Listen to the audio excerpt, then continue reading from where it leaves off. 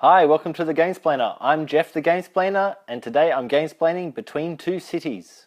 I've set the game up to play with 3 players. Now this is going to be a little tricky as there's only one of me, and a lot of the action on this game is simultaneous. So the first thing that we do is draw 7 tiles each. Okay, there's the 7 tiles. I'll select them one at a time. The first player, so each player will select 2 tiles, one for each of their city types. We're passing to the left, so he's going to go with those ones. Second player, there's a lot of them, so he'll grab that for that one. And look, let's try for that there. Pass them to your left. And let's go after those there, and I think he'll probably look for those there. And pass them that way. Okay, theoretically, the pile that's being passed should get the thing on top of it. Now, each player will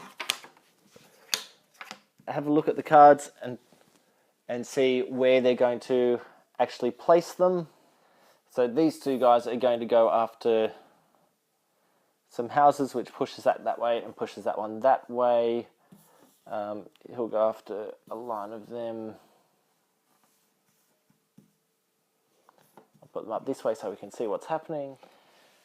Okay, and once again, everyone will select their, have a look at their tiles, select 2, and put them back. So we've got something to work with now. So that one needs to go on there, and houses need to not be next to these, so he might actually pass that one to the right. Okay.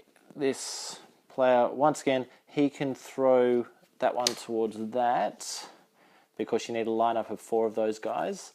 And he needs those to be next to his officers on the other side, so he'll pass, he'll pass that way.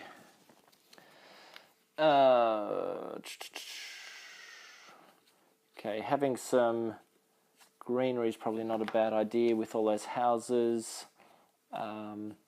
He's got some offices over there, so he might continue on with the office thing on that side. Okay, everyone flips over their tiles, and they now discuss where they want to place stuff. These guys have managed to get a lineup of 3 officers. That's really worthwhile having that there. Oh yeah, that can go there. So both of those will be able to claim that pub or entertainment venue. And these guys, we'll put that in there just to protect the houses from any future factories that might come up. Okay, and then we go again. So we're looking at 3 tiles. The third one that isn't selected will get discarded. So I really want to put that on that side so I can utilize the best out of the houses. Let's get some houses on that side, I think, and that one will get discarded. Okay. This guy is looking at 3 factories, so he really doesn't have an option. He's got to send factories both directions. And we've got some gardens here, we've got some factory there, so he might send the garden there and the factory there. Okay, so they've vaguely selected where they want to send their tiles. They'll now flick them over and agree on where they're going to send stuff. It's really valuable for this one to actually get more different tile types in, so they're going to throw that one in. It's not next to the residence, so it's okay for that factory. And they'll throw this one in there with the factory as well, also not next to the residence. And then we've got 2 more factories, so we might as well keep all those factories together. And this one, we can go in there. Okay, so that's the end of the first round. Second round, each player will take 3 of the duplex tiles.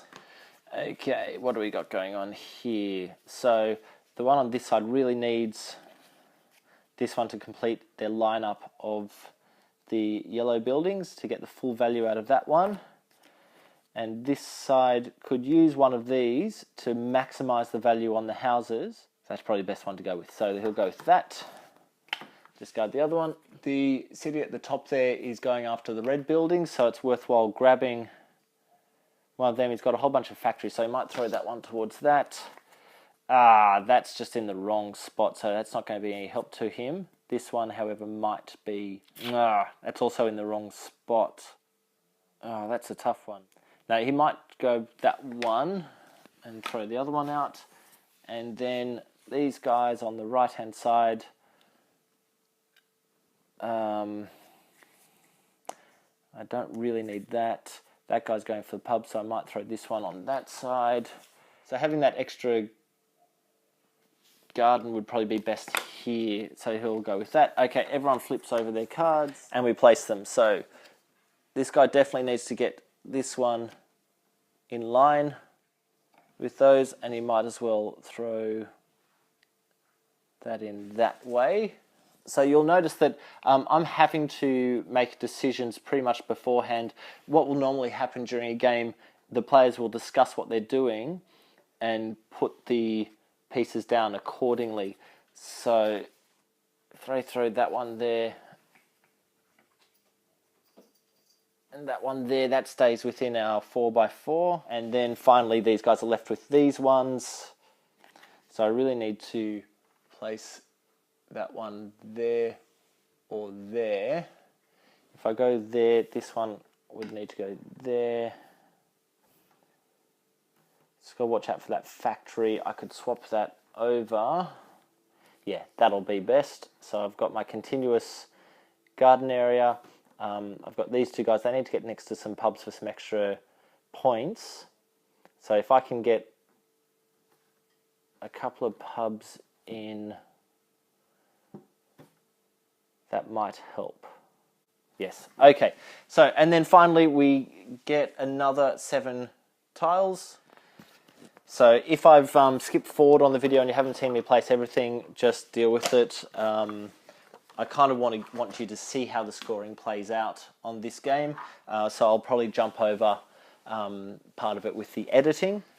So we're scoring. I'll turn them around so we can line everything up and see what's going on a little bit easier. Okay, I think we've got everything in that we need to get in. Okay, and now let's just run down the card and we'll score everything in order. So we start with the yellow buildings.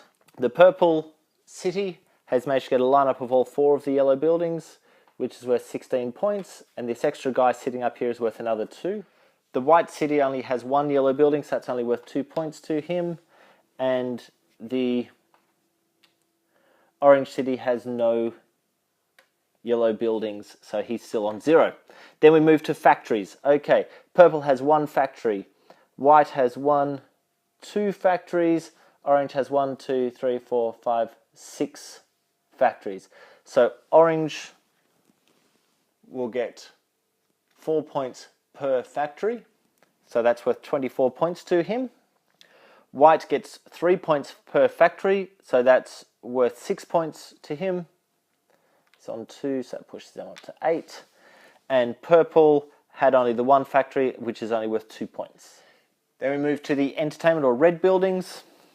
Purple has 2 different red buildings, which will give him 4 points. White has 2 different red buildings, so that's another 4 points for him as well. 1, 2, 3, 4. And orange has a set of all 4 of the red buildings, which is worth 17 points. 41. Then we move to the offices or blue buildings. Purple has 1 of the blue buildings only, and he gets an extra point for being adjacent to an entertainment or red building. So that's worth only 2 points to purple. White has 1, 2, 3, 4, 5, 6 of them. 1, 2, 3, 4, 5 of them are adjacent, so 6 of them is worth 21 points. 22, 23, 24, 25, 26 points for white. Puts that to 38. And orange has 1, 2, 3, 4 offices which is worth 10 points. It's 10 points just there. 1, 11, 12, 13, 14 for adjacency. So that puts him to 55. Okay, moving on to the green spots or gardens. Purple has 2 gardens that aren't actually next to each other, so each of them is only worth 2 points. So it's 4 points for purple.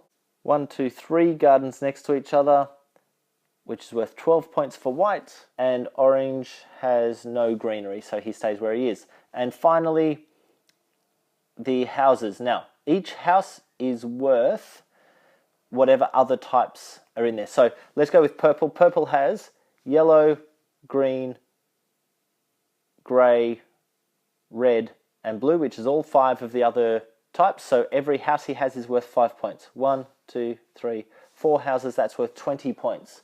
White has blue, red, green, grey, and yellow, all 5 of them. So his houses are worth 5 points each as well. He only has 2 houses, so it's worth 10 points to white. Orange has grey, red, blue, and that's it. So each house is only worth 3 points to him, which gives him 6 points. And that is the final scoring. So how does this work? Now, let's say this is player 1, this is player 2, between those two, and this is player 3. So player 1's lowest scoring building is purple. Player 2's lowest scoring building is also purple. Player 3's lowest scoring building is white. Therefore, no one's lowest scoring was orange, that one can come off. Therefore, white, or player 3, is actually the winner of the game. So whoever's lowest scoring city is the highest score will win the game.